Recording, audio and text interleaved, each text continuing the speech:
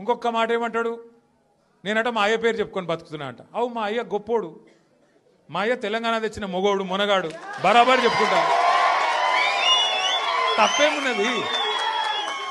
మా అయ్య పేరు నేను కాకపోతే ఎవడు చెప్పుకుంటాడు, నాకు అర్థం కాదు. మా అయ్య మొగోడు మునగాడు తెలంగాణ తెచ్చినోడు, బరాబర్ చెప్తా.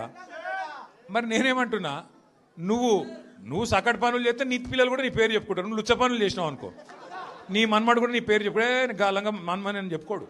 మంచి పనులు చేయి, నీ పేరు కూడా చెప్పుకుంటారు.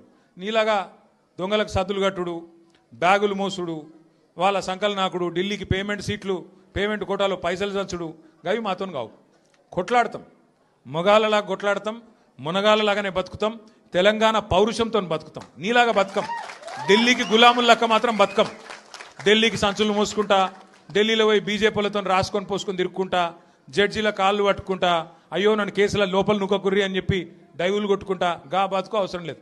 బతికిన నాళ్ళు దర్జాగా బతుకుతాం, చచ్చినప్పుడు కూడా రాయలుగా చచ్చిపోతాం. అంతేగాని ఇట్లా చిల్లర పనులు చేయం.